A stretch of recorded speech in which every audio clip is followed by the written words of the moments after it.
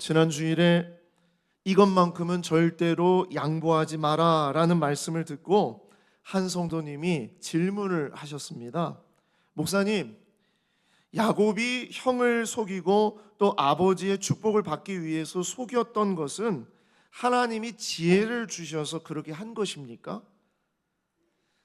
제가 볼 땐 그것은 자기 욕심을 위해서 한 것이었는데 그것도 하나님께서 지혜를 주셔서 한 것인가요?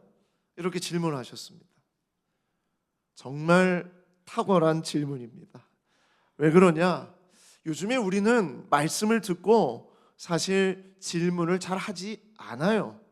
저는 좀 질문을 서로 많이 했으면 좋겠다라는 생각인데 요즘에 우리 목장에서 목원들과 또 우리 목자들이 함께 말씀을 가지고 지난주 말씀을 가지고 또 같이 성경 공부를 하잖아요. 그렇게 할 때 여호와 이레는 이런 뜻인 줄 알고 있었는데 오늘 목사님 말씀은 이렇게 설명을 해주셨는데 이게 어떤 연결점이 있습니까? 이런 질문을 하는 목장이 있대요.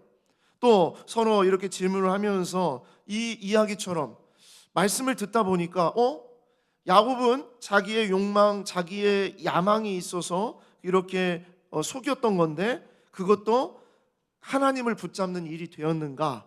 라고 이렇게 이제 고민하는 분들이 있습니다. 질문을 잘하면 또 해결이 되고 그 속에서 또 참 놀라운 그런 또 깨달음을 얻게 되죠. 많이 서로 질문하셨으면 좋겠습니다. 일단 이분의 질문에 대한 대답을 말씀을 드린다면 아닙니다. 그렇지 않습니다. 하나님께서 그때 딱 지혜를 주셔서 속여야 되겠다 이런 마음을 먹었던 것이 아니라는 거예요. 야곱은 자신의 욕망과 이기적인 방법으로 장자의 명분을 빼앗으려 했던 것이 맞습니다. 그것은 하나님이 주신 지혜가 아니라 야곱의 욕망이었어요. 사실 이것은 욕망뿐만 아니라 나중에 이것은 야곱의 야망입니다. 태어날 때부터 야곱은 형의 뒤꿈치를 딱 붙잡고 나왔던 것처럼 그는 그런 욕망이 아예 몸에 딱 준비가 되어 있었다는 거예요. 그런데 그것을 하나님이 쓰셨다는 거죠. 자, 아무리 하나님의 뜻을 안다고 하더라도 인간이 할 수 있는 방법이 있다면 인간은요, 그 인간적인 방법을 먼저 씁니다. 아브라함이 그랬잖아요. 하나님이 너를 통해서 축복의 근원이 되게 하고 모든 민족의 아버지가 되게 하겠다 그렇게 했는데 자식을 낳을 수 없으니까 인간적인 마음으로 이스마엘을 낳았잖아요. 그러니까 그게 사람입니다. 아브라함도 그랬고 이삭도 그랬고 야곱도 그랬습니다. 사람이 다 그렇다는 얘기예요.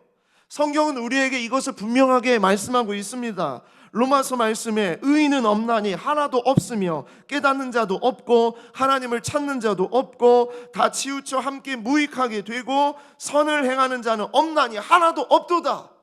사람 스스로가 하나님을 잘 믿고 의지하고 그렇게 나아갈 수 있는 인간은 없다는 얘기예요.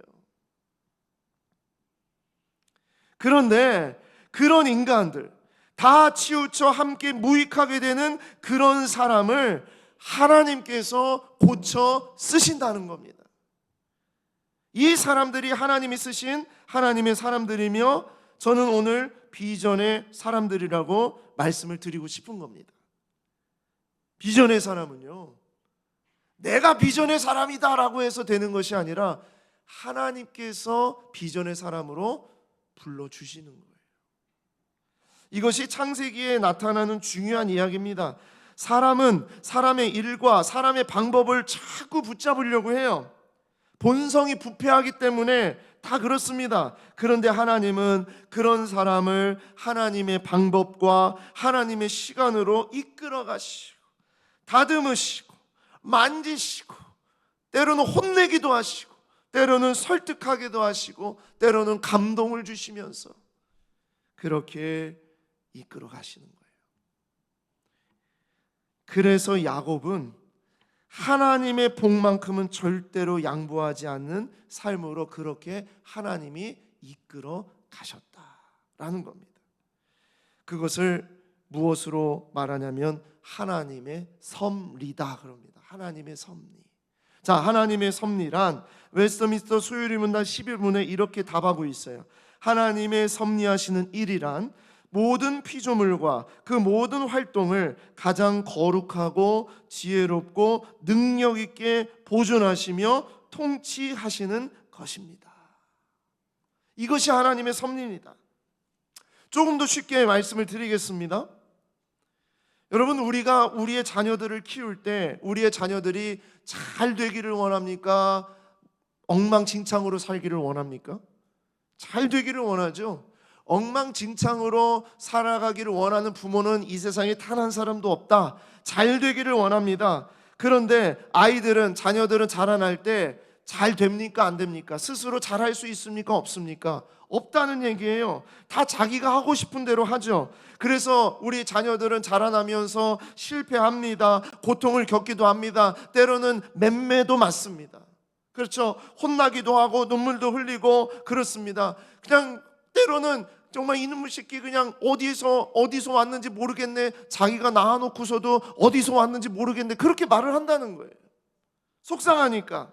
자, 그러면 우리가 그 자식을 당장 내쫓아 버립니까? 너는 내 자식 될 자격이 없다 하고 내쫓습니까? 아니죠. 어떻게 합니까? 때로는 혼도 내고 때로는 타이르기도 하고 그러면서 가르치면서 잘 자라도록 하는 것이 부모예요. 자녀가 자라날 때 그 사이사이마다 부모의 돌봄과 부모의 다스림이 있기 때문에 자녀들은 그렇게 자라나는 것이에요. 불완전한 사람도 자식을 키울 때 그렇게 키워내는데 전능하시고 완전하신 하나님은 어떠시겠습니까? 주님의 자녀들이 이 세상 속에서 살아갈 때 온전히 살아갈 수 있는 능력이 스스로에게는 없기 때문에 하나님이 계속 만지시고 고치시고 보존하시고 통치하시면서 그렇게 자녀들을 키워가신다는 거예요. 이것이 하나님이 섭리하시는 것이다. 하나님이 그렇게 붙잡아 주시는 것이다 라는 것입니다. 그 사람들이 진짜 비전의 사람들이에요. 여러분, 야곱의 젊은 시절은 지극히 자신의 야망을 이루기 위해 인간적인 방법을 사용했던 시절이었습니다. 그게 뭐였습니까? 남을 속이는 일이었습니다. 그리고 그 일로 인해서 야곱은 평생 참으로 힘들고 어려운 일을 겪게 돼요. 평생 아픔으로 살아가요. 그런데 그 아픔 속에, 그 고독함 속에, 그 어려움 속에 하나님은 그대로 내버려 두지 않으신다라는 겁니다. 그 인생을 고쳐서 쓰시는 거예요. 그런 자식을 만져주시는 거예요. 때로는 회초리를 드시고 때로는 따뜻하게 안아주시고 때로는 그에게 가르쳐주시고 그러면서 그의 삶을 이끌어 가시는 겁니다. 왜 그렇습니까? 그가 하나님의 자녀이기 때문입니다. 그래서 하나님은 고쳐 쓰시는 겁니다. 사람은 사람을 고칠 수 없습니다. 사람은 절대로 사람을 고칠 수 없어요. 여러분은 여러분의 옆에 있는 사람 못 고쳐요. 외람되지만 40년, 50년 부부가 함께 사셨던 우리 어른들, 믿음 세대 우리 어른들 고치셨어요? 못 고치셨어요? 못 고치셨죠. 그렇죠? 안 돼요. 사람을 고쳐서 쓰시는 분은 오직 하나님밖에 없습니다. 하나님은 야곱의 야망을 고쳐서 비전의 인생으로 쓰시는 것을 말씀하고 있는 겁니다. 야곱의 하나님은 어떤 하나님이신가? 야망을 고쳐서 그의 야망을 통해서 실패를 하고 그의 야망을 통해서 무너지고 그의 야망을 통해서 속고 속이는 인생을 살아가는 삶이 되지만 그런 야망을 고쳐서 하나님의 비전을 온전히 붙잡는 인생으로 하나님은 그렇게 쓰신다는 거예요. 여러분, 그것이 오늘의 관전 포인트입니다. 설교의 관전 포인트. 하나님이 쓰시는 비전의 인생은 어떤 사람일까? 오늘 야곱의 이야기에 그 답이 있다고 생각합니다. 첫 번째, 하나님이 쓰시는 비전의 사람은 하나님이 먼저 보여주십니다. 하나님이 먼저 보여주신다. 늘 말씀드리지만 우리가 예수를 믿고 하나님을 믿고 살아가는 게 내가 선택해서 내가 결정해서 내가 교회에 나와서 된 줄 알지만 시간이 지나면 지날수록 깨닫는 게 뭡니까? 하나님이 먼저 나를 택하셨구나. 그거 아닙니까? 비전의 사람은요, 하나님이 보여주세요. 비전을 보여주세요. 여러분, 비전의 사람은 하나님을 만나는 사람이고요, 하나님을 체험하는 사람입니다. 여러분, 우리의 신앙에는 하나님을 만나는 체험이 있어야 됩니다. 체험이 우리의 신앙을 모든 것을 말하지는 않아요. 그러나 하나님을 믿고 하나님을 의지하는 사람에게는 하나님을 인격적으로 체험하는 역사를 경험하게 되는 거예요. 하나님을 믿는 사람은 반드시 하나님을 만나는 체험을 합니다. 하나님을 형이상학적으로 믿거나 아니면 철학적으로 믿는 사람들이 있어요. 지식적으로 하나님을 믿는 사람들이 있어요. 아닙니다. 하나님은 살아계시고 인격적으로 존재하시는 분명한 분이시기 때문에, 그래서 하나님을 믿는 비전의 사람은 하나님을 인격적으로 만납니다. 야곱은 아직 하나님을 만나지 못했어요. 못하는 가운데서 자기의 야망으로, 자기의 욕망으로 형을 속이고 아버지를 속이면서 하나님의 축복을 내가 받겠다라는 그런 고집을 가지고 있었던 것이었습니다. 그런데 그에게 누가 오시느냐? 하나님이 찾아오셨다. 오늘 이야기가 바로 그 이야기입니다. 자, 그 이야기를 보기 전에 어떻게 지금 야곱은 어떤 상황이었는가를 먼저 보겠습니다. 창세기 27장 41절입니다. 그의 아버지가 야곱에게 축복한 그 축복으로 말미암아 에서가 야곱을 미워하여 심중에 이르기를 아버지를 곡할 때가 가까웠은즉 내가 내 아우 야곱을 죽이리라 하였더니, 이게 에서의 마음이에요. 나의 축복을 야곱이 다 빼앗아갔다는 것을 알게 되고 열받아서 그의 마음속에 뭘 생각하냐면, 이제 아버지 돌아가실 때가 다 되었으니까 아버지 돌아가시면 내가 야곱을 반드시 죽이겠다. 그래서 그를 죽여서라도 내가 그 축복을 가져와야 되겠다, 그런 생각을 했던 거죠. 맏아들 에서의 이 말이 리브가에게 들림에 이에 사람을 보내어 작은 아들 야곱을 불러 그에게 이르되 내 형 에서가 너를 죽여 그 한을 풀려고 하니까 내 아들아 내 말을 따라 일어나 하란으로 가서 내 오라비 라반에게 피신해서 내 형의 노가 풀리기까지 몇 날 동안 그와 함께 거주하라 하고서 야곱을 피신시키는 거죠. 저는 리브가는 정말 지혜로운 여인이었다고 생각을 합니다. 정말 리브가, 야곱의 이런 움직임에는 리브가의 역할이 80% 이상이었다. 어떻게 이렇게 할 수 있죠? 야곱을 사랑했기 때문이었기도 했지만 정말 지혜로운 여인이었어요. 그런데 이 에서가 마음속에 심중에 이르는 내가 내 아우 야곱을 죽여야 되겠다, 이런 것까지 리브가는 들었다는 거예요. 어떻게 들었을까? 엄마는 다 알죠. 자식이 눈만 봐도 알죠. 얘 지금 딴 생각하고 있구나. 그게 엄마예요. 그게 리브가였어요. 리브가는 딱 알았어요. 야, 큰일 났다.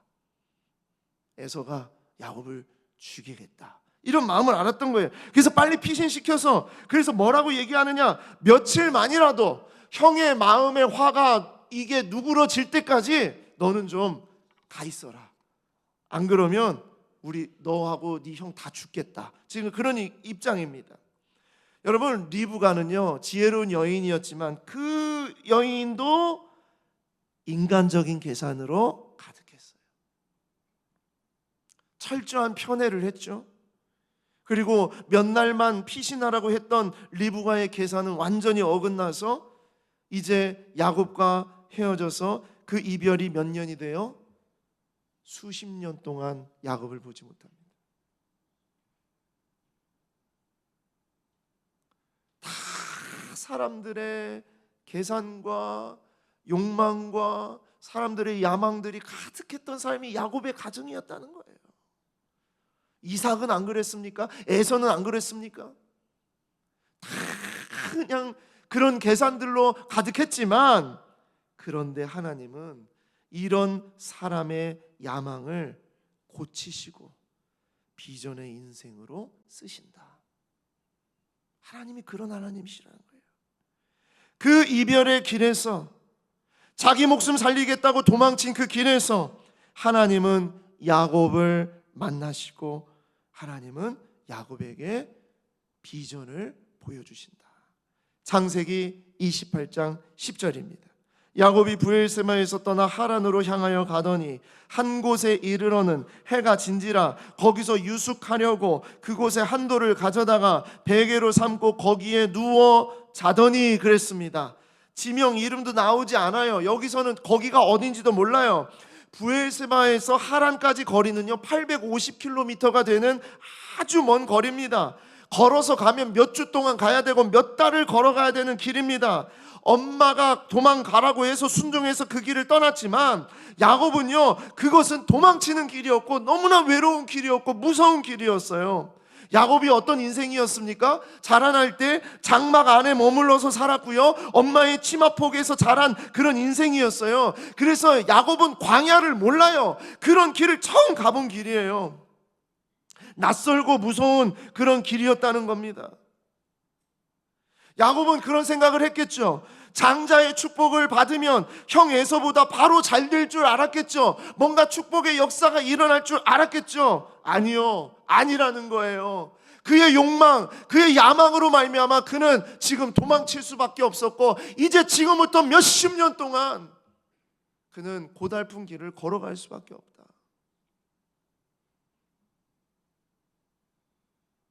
그런데 그 길에서, 다 꼬인 길에서, 절망적인 길에서, 광야의 기억자도 몰랐던 그 광야 한복판에서 야곱은 하나님을 만납니다. 잘 데가 없었어요. 이름도 모르는 한 곳이라고 그랬어요. 그런데 해가 지고 있어요. 집도 보이지 않습니다. 너무나도 무섭습니다. 광야 가운데는 동물들의 울음소리가 막 들립니다. 너무나 배가 고픕니다. 지쳐 있습니다. 집 나가면 뭐라고요? 개고생. 다 개고생이에요. 처절하게 그것을 깨달았겠죠. 그러면서 너무나 졸리고 그러니까 길가에 있는 돌멩이 하나를 가져다가 베개를 삼고 좀 이렇게 돌멩이 같은 거, 바위 같은 그 옆에서 이렇게 누워서 자는 겁니다. 얼마나 처량합니까? 이것이 지극히 인간적이고 지극히 일상적이고 지극히 사소한 인간의 감정 아니겠습니까? 거기서 눈물을 흘리고 있었을지도 모르겠어요. 엄마 보고 싶어, 엄마, 그럴 수도 있었겠죠. 자, 그런데 바로 그 자리에서 야곱은 인생 처음으로 하나님을 만납니다. 하나님과의 독대의 자리가 처음입니다. 예전에는 아버지를 통해서, 어머니를 통해서 하나님은 이런 분이셔, 하나님은 이러셨어, 그런 이야기를 지식적으로는 들었어요. 그러나 인격적으로, 개인적으로 하나님을 만나본 적이 없어요. 그런데 하나님을 만나는 자리가 바로 오늘이었다는 거예요. 그 자리가 어떤 자리냐? 도망치였던 자리였습니다. 절망적인 어느 날이었습니다. 어느 날 어느 곳에 이르러 우연히 어쩌다가, 그리고 정말 이렇게 도망치는 그런 자리에서, 절망적인 그런 자리에서 야곱은 하나님을 만난 것이다. 여기서 우리가 알 수 있는 것이 있어요. 창세기 28장 12절에서 보시겠습니다. 꿈에 본즉 사닥다리가 땅 위에 서 있는데 그 꼭대기가 하늘에 닿았고, 또 본즉 하나님의 사자들이 그 위에서 오르락 내리락 하고, 또 본즉 여호와께서 그 위에 서서 이르시되 나는 여호와니 너의 조부 아브라함의 하나님이요 이삭의 하나님이라. 내가 누워있는 땅을 내가 너와 내 자손에게 주리니 하면서 하나님의 말씀을 주시는 거예요. 여러분, 이 말씀이 뭡니까? 이 말씀은요, 아브라함에게 주셨던 축복의 말씀, 이삭에게 주셨던 축복의 말씀을 동일하게 야곱에게 주시는 거예요. 그런데 이 말씀은 어떤 말씀입니까? 이미 알고 있는 말씀이에요. 어렸을 때부터 할아버지에게도 들었고 아버지에게도 들었어요. 3대가 같이 살았다고 말씀드렸죠. 그러니까 아브라함에게 약속하신 하나님의 그 약속을 분명히 손자에게 말씀해 줬겠죠. 그런데 하나님을 인격적으로 만나지 못했기 때문에 하나님께서 오늘 이 자리 가운데 그렇게 외롭게 울고 있었던 야곱에게 나타나셔서 하나님이 직접 만나주시고 그 말씀을 주신다는 거예요. 중요한 게 뭡니까? 하나님이 먼저 보여주시고 하나님이 만나주셨다는 겁니다. 하나님이 찾아오셨다는 겁니다. 사랑하는 여러분, 비전의 사람은요, 하나님이 먼저 보여주시고 하나님을 반드시 만나는 역사가 있는 사람입니다. 제가 우리 입교할 때, 세례 줄 때 말씀드렸죠. 여러분, 우리 자녀들 갓난 아기 때에 우리가 유아 세례 줄 때는 부모의 신앙으로 주는 거예요. 부모의 신앙으로 이 아이를 이렇게 키우겠습니다. 이 아이가 장성할 때가 될 때까지 믿음의 가정을 이루어서 잘 양육하겠습니다. 부모의 마음으로 유아 세례를 줬어요. 그런데 15살이 될 때 왜 입교를 합니까? 입교를 하는 이유가 있습니다. 어렸을 때는 부모의 신앙으로 자라났을지 모르지만 장성하여서 15살이 되어서 이제 자기의 입술로 하나님을 고백할 수 있는 나이가 되었을 때에 그가 하나님을 인격적으로 고백하고 하나님을 나의 하나님으로, 부모님의 하나님, 누구의 하나님이 아닌 나의 하나님으로 고백할 수 있는 그때가 되었을 때 입교를 하는 거예요. 정말 그건 축복입니다.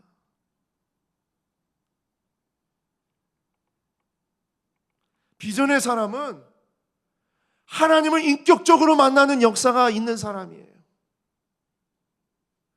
그냥 누구에게 들어서 누가 가라고 해서 그렇게 오시는 분들, 혹시 이 중에라도 예배 시간에 믿고 싶은 마음은 없는데 안 가면은 가만히 안 놔둔다고 해서 억지로 오신 분이 있다면 축복합니다. 하나님을 인격적으로 만나는 역사를 달라고 기도하시기를 바랍니다. 하나님을, 누구의 하나님, 어느 교회의 하나님이 아니라 나의 하나님, 내가 만난 하나님, 그 사람이 비전의 사람이에요. 축복은 내가 비전의 사람이 되겠다, 내가 쟁취해서 내가 이루어서 되겠다 하는 것이 아니라 하나님이 이미 나를 선택하셨고 하나님이 내 안에 계시며 하나님이 나를 사랑하시는 그 하나님을 만남으로써 축복이 시작돼요. 비전의 사람은요, 내가 만나는 것이 아니라 하나님이 나를 만나주시고 보여주심으로 시작이 됩니다. 그래서 야곱이 이렇게 말합니다. 창세기 28장 16절, 야곱이 잠이 깨어 이르되 여호와께서 과연 여기 계시거늘 내가 알지 못하였도다. 이 얘기가 뭡니까? 하나님을 몰랐다는 얘기가 아니에요. 이미 야곱은 하나님을 알고 있었어요. 그런데 들었던 하나님, 지식적인 하나님, 간접적으로 아는 하나님, 그런 하나님은 알고 있었지만 뭐라고요? 이렇게 하나님을 직접, 그것도 하나님이 나의 비천한 자리 가운데, 나의 도망하는 자리 가운데, 나의 외로운 자리 가운데 여기에 함께 하시는 하나님이었다는 것을 몰랐다는 얘기예요. 하나님은 그날 야곱을 거기서 만나 주신 겁니다. 여러분, 그 자리가 어떤 자리였습니까? 종교적인 자리입니까? 그 자리가 성전입니까? 그 자리가 왕궁입니까? 그 자리가 화려한 곳입니까? 성공한 자리입니까? 기대했던 그런 장소입니까? 아닙니다.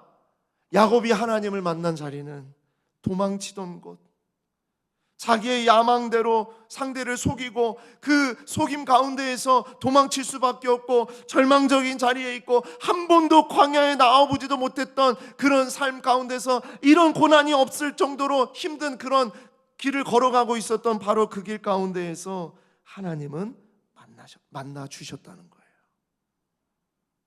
사는 여러분, 비전의 사람은 하나님을 만나고 하나님의 비전을 반드시 보게 됩니다.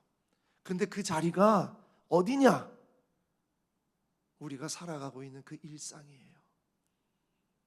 나의 욕망과 나의 야망과 내가 하고자 하는 것 막 어떻게 해서든지 막 이루어내려고 하는 그 정말 그런 자리에 하나님이 오셔서 하나님의 비전을 보여주십니다.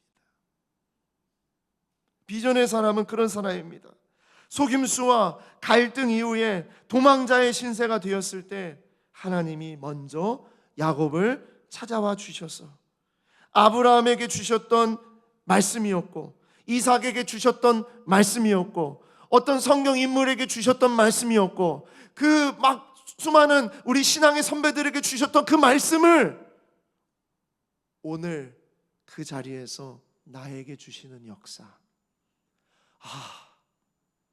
그 말씀이 나를 향한 말씀이었구나. 그것을 깨닫는 역사. 바로 그 자리가 야곱의 자리였고 우리가 살아가는 일상의 자리인 줄 믿습니다. 하나님의 복은요, 변함이 없습니다.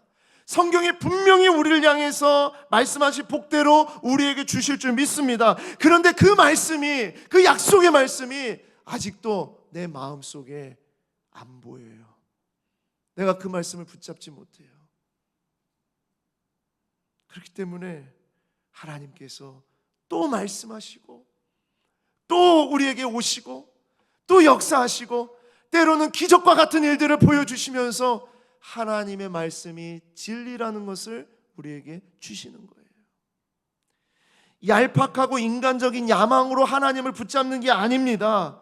하나님의 섭리와 하나님의 인도하심으로 우리의 야망을 고치시고 비전의 인생을 쓰게 하시는 거예요.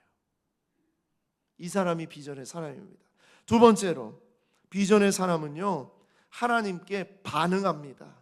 비전의 사람은 반드시 반응하는 사람이에요. 창세기 28장 16절, 야곱이 잠에 깨어 이르되 여호와께서 과연 여기 계시거늘 내가 알지 못하였도다. 지금 깜짝 놀랐어요. 하나님이 이 자리에 이런 나에게 이런 비천한 인생 속에 하나님이 함께 계신다는 것을 몰랐어요. 그래서 내가 알지 못하였도다 그렇게 말합니다. 그러면서 뭐합니까? 야곱은요, 하나님께 반응합니다. 하나님이 비전을 보여주시고 하나님의 약속이 이전에는 들었던 약속이지만 이제는 확실하게 보는 약속으로 반응하는 거예요. 야, 하나님이 정말 나의 하나님이시구나. 아버지 하나님이 아니구나, 할아버지 하나님이 아니구나, 나의 하나님이시구나. 반응하는 겁니다.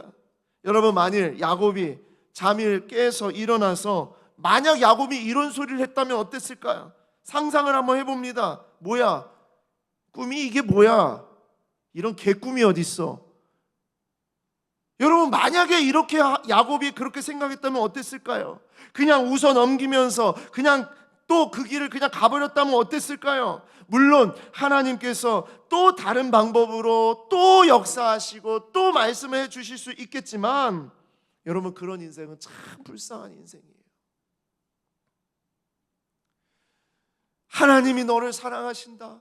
하나님이 네 마음을 붙잡아 주신다. 이 말씀은 너를 향한 말씀이다. 아무리 그렇게 곁에서 알려줘도 무슨 개꿈 같은 소리 하고 있네. 그건 너무 불쌍한 마음이에요. 너무나 안타까운 마음이에요. 예전에 한 목사님의 말씀이 생각이 났어요. 여러분, 하나님 믿으면 정말 우리 다 천국 갑니다. 하나님 믿는 사람들 다 하나님 나라 갑니다. 그런데 하나님을 믿는 사람이 꼭 두 부류가 있어요. 하나님을 믿는 사람 중에 나 천국 가는 줄 다 알면서 그래, 나를 나를 하나님이 구원하셨어라고 말하면서도 여전히 자기 욕심과 자기 생각과 자기 주장을, 그 고집을 꺾지 않고 살아가면서 그냥 고생만 하다가 천국에 갈래? 아니면 지금부터 순종하고 기쁘게 행복하게 살다가 천국에 갈래? 이런 말씀을 하신 분이 있어요. 우스갯소리로 말씀을 하셨지만 저는 뼈가 있는 말씀이라고 생각해요. 하나님이 말씀하시고 하나님이 보여주시고 하나님이 또 이 성경의 말씀을 통해서 우리에게 계속 말씀하실 때 그 말씀에 반응하고 기뻐하고 감사하고 결단하고 내가 정말 주의 자녀로 살겠습니다, 주님을 의지하면서 살겠습니다라고 그렇게 신앙 고백하는 사람이 있는가 하면, 지금은 아니에요, 좀 더 저 성공한 다음에요, 좀 나중에요, 저도 꼭 이런 말씀 하시면 있죠. 아니, 그 예수님 십자가에 달려 돌아가실 때 곁에 있었던 강도도 죽기 직전에 낙원에 갔던 것처럼 저도 마지막에 그럴 수 있지 않을까요? 아무튼 별 이상한 말로 그렇게 넘기시는 분들이 계시죠. 비전의 사람은 하나님의 말씀을 보면 반응합니다. 이게 비전의 사람입니다. 뭐라고요? 창세기 28장 17절, 이에 두려워하여 이르되 두렵도다 이것이요, 이것은 다름 아닌 하나님의 집이요 이는 하늘의 문이도다. 내가 지금 누워 있었던 이 돌베개와 내가 지금 있었던 이 땅이 우연의 땅이었고 이름도 모르는 땅이었고 아무런 의미가 없는 땅이었는데 이것이 뭐라고요? 하나님의 집이요 하늘의 문이로다. 그게 뭡니까? 내가 살고 있는 이 자리가, 내가 도망치고 있는 이 자리가 하나님이 함께 하시는 자리였구나, 그 얘기입니다. 그래서 그 다음 절이요, 야곱이 아침에 일찍이 일어나 베개로 삼았던 돌을 가져다가 기둥으로 세우고 그 위에 기름을 붓고 그곳 이름을 뭐라고 불러요? 하나님의 집, 벳엘, 하나님의 집이라 하였더라. 이 성의 원래 이름, 이 지역의 원래 이름은 루스라는 이름이었어요. 루스는 편도나무, 우리말로 말하면 아몬드 나무라는 뜻입니다. 아몬드 나무가 많은 그냥 그런 땅이었어요. 아무 의미가 없었던 땅이었어요. 야곱은 지나가는 땅이었어요. 그런데 그곳에서 하나님을 만나고 하나님의 약속을 나의 약속으로 붙잡고 그렇게 하니까 그곳을 뭐라고 말합니까? 벳엘, 하나님의 집이라라고 이름을 바꿉니다. 자기가 짓습니다. 여러분, 하나님을 만나면 평범한 일상이 특별한 삶으로 바뀌게 되는지를 여러분 믿으십니까? 아무것도 아니었던 우연의 일이었어요. 그냥 지나가는 길이었어요. 그냥 지나가는 길도 아니라 그건 뭐였어요? 도망치는 길이었어요.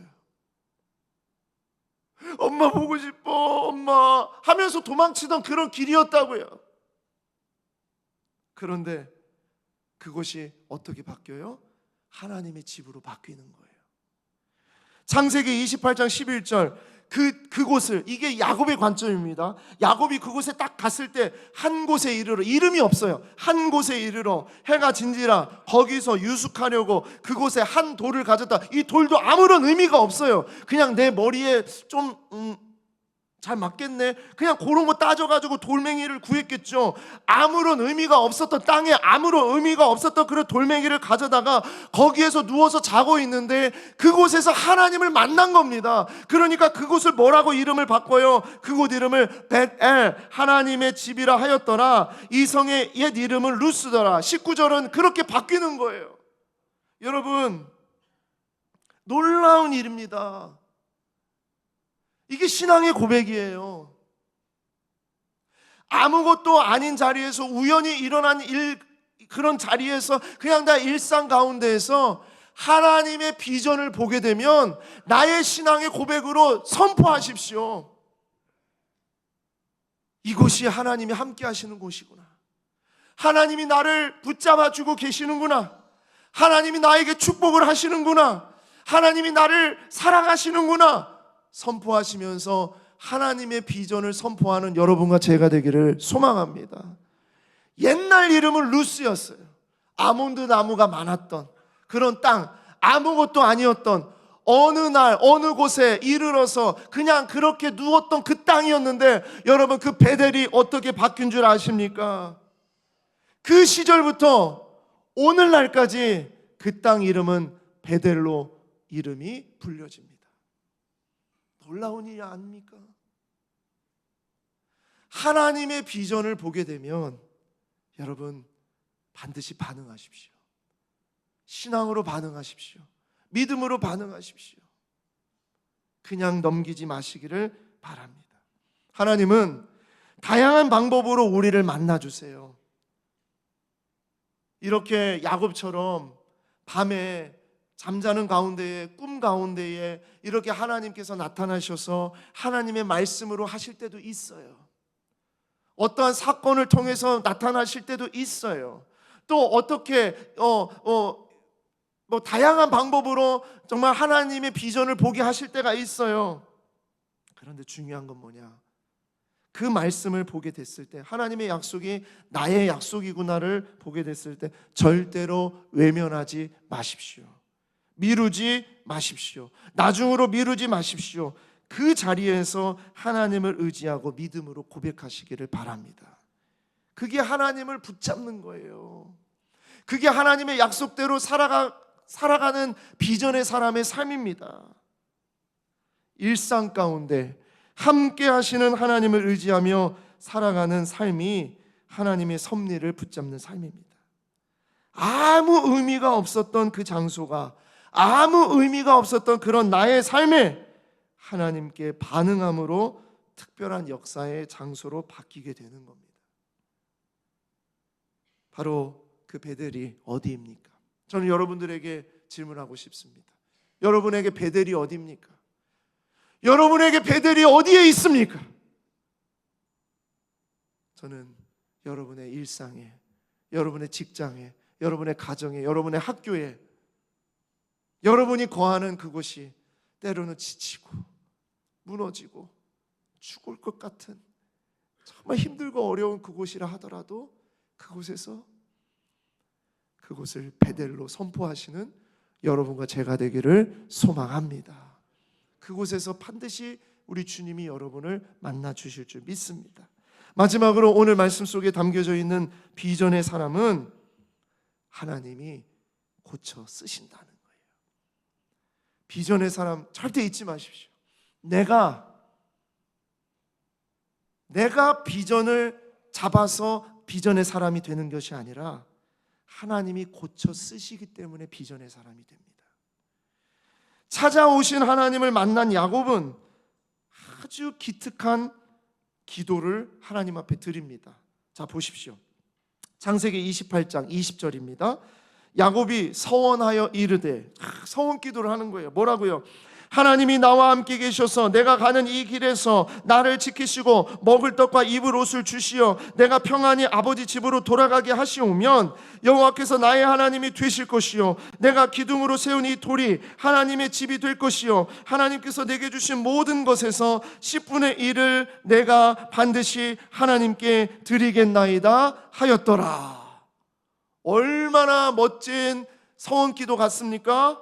그런데 겉으로 볼 땐 서원기도로 하나님을 의지하는 것 같지만, 그러나 이 기도에는 조건이죠.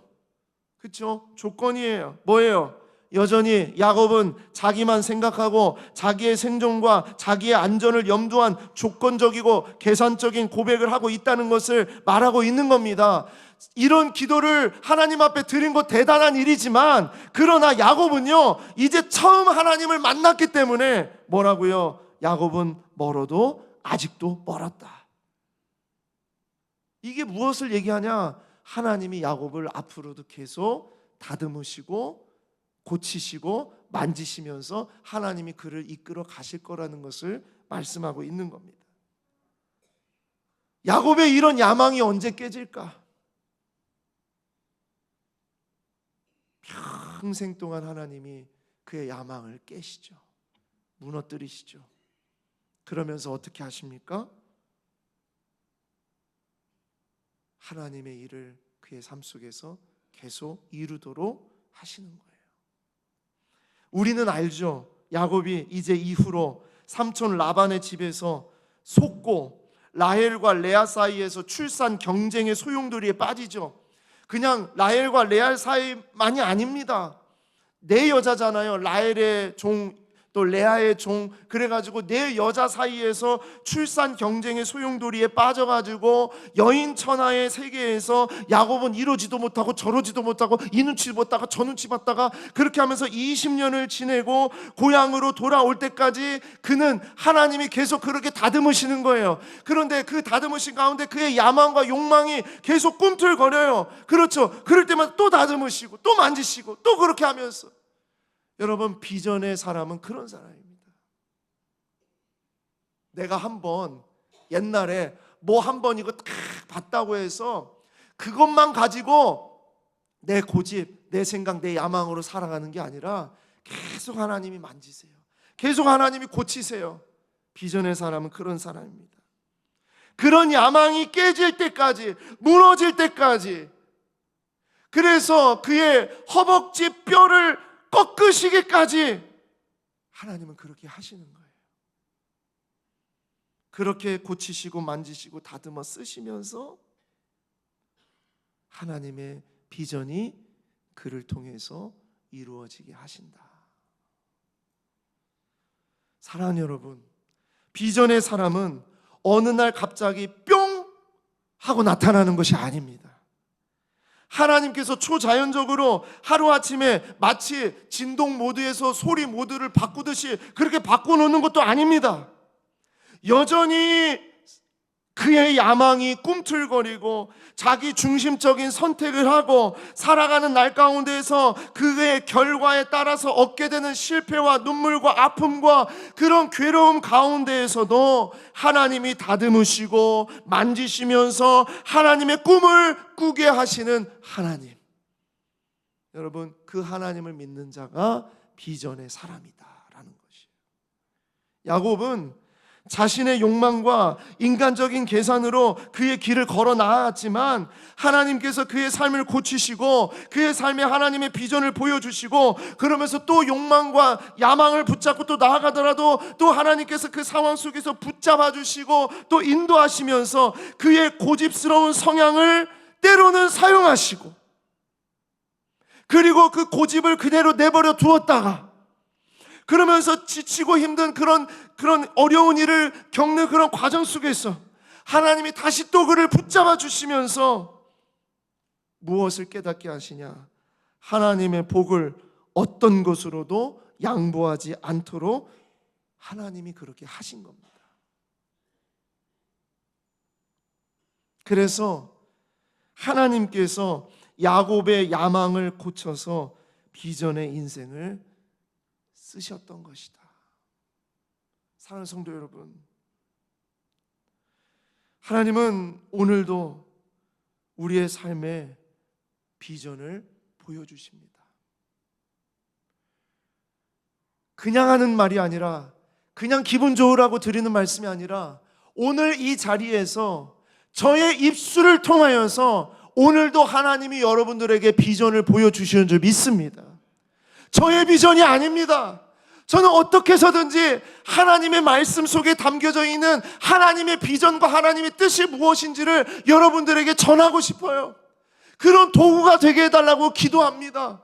여러분, 오늘 이 자리에 온 여러분들요, 저의 이야기가 아니라 저의 입술을 통해서 하나님의 비전을 보는 여러분들이 되시기를 소망합니다. 여러분, 지금 이 시대는요 너무나 감사한 시대예요. 왜 그러느냐? 너무나도 하나님의 비전이 명확하고요, 너무나도 하나님의 비전이 선명하게 보여주는 시대이기 때문이에요.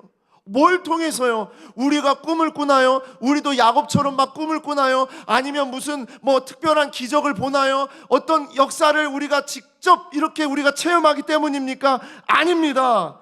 여러분, 그것보다도요 우리가 훨씬 더 선명한 하나님의 비전을 보는 방법이 있습니다. 그것이 뭔지 아십니까? 바로 여러분 손에 들려져 있는 하나님의 말씀과 이 땅에 오신 예수 그리스도를 통해서 우리는 야곱보다도 훨씬 더 선명한 하나님의 비전을 보는 자들인 줄 믿습니다. 여러분 손에 담겨져 있는, 우리 손에 들려져 있는 하나님의 말씀은요, 예전에는 하나님이 야곱에게 나타나셔서 말씀하시고 아브라함에게 나타나셔서 말씀하시고 그랬지만요, 지금 우리 손에 쥐어져 있는 이 말씀은 그렇게 하지 않더라도 이 말씀이 살아있는 말씀으로 우리가 하나님을 만날 수 있도록 우리에게 주신 하나님의 특별한 비전인 줄 믿습니다. 그래서 성경 읽어야 되는 거예요. 성경 보셔야 되는 거예요. 그리고 우리가 어떻게 하나님을 믿습니까? 예수 그리스도로 말미암아 믿습니다. 예수님이 어떤 분이십니까? 예수님은 이 땅 가운데에서 하나님의 본체를 완전히 내려놓으시고 우리의 몸으로 오셨어요. 우리의 몸으로 오신 이유가 뭡니까? 우리가 부인할 수 없도록 하신 겁니다. 너 예수님이 진짜 살아계시면 우리에게 보여줘. 하나님이 정말 살아계시다면 우리에게 보여줘. 이런 말을 할 수 없도록 우리 주 예수님께서 이 땅에 직접 우리에게 오셔서 보여주신 거예요. 그리고 모든 죽음의 권세를 무너뜨리시고 부활한 몸으로서 모든 제자들과 500여 백성들에게 주님께서 보여주셨어요. 여러분, 이것은 우리가 어떤 것으로도 변명할 수 없어요. 너무나도 선명합니다. 사랑하는 여러분, 하나님은 오늘도 우리의 삶의 자리에서 하나님의 말씀과 예수 그리스도의 이름으로 기도하게 하심으로 말미암아 우리를 고치시고 우리에게 비전을 계속 주시는 줄 믿습니다. 그래서 여러분, 하나님은 나의 하나님이어야 됩니다. 나의 하나님, 아버지의 하나님, 할아버지의 하나님, 장로한 목사의 하나님, 어느 장로님의 하나님, 어느 권사님의 하나님, 영광교회의 하나님이 아니라 나의 하나님, 내가 보고 내가 믿고 내가 의지하는 정말 이 말씀이 나를 향해 주신 나의 하나님, 그 하나님의 비전이 우리의 삶에, 여러분의 직장에, 여러분의 가정에, 여러분의 자녀들에게, 여러분의 삶의 모든 자리에, 때로는 그 자리가 울고 지치고 괴롭고 죽을 것 같은 자리일지라도 그곳에 선명하게 우리 하나님의 말씀이 선포되어지고 그 비전이 보여지는 줄 믿습니다. 그 하나님, 나의 하나님으로 온전히 붙잡고 말씀을 꼭 붙잡고 기쁨으로 반응하시면서 우리 주님이 온전히 다스리시는 삶, 그 삶을 살아가는 여러분과 제가 되기를 소망합니다. 기도하겠습니다.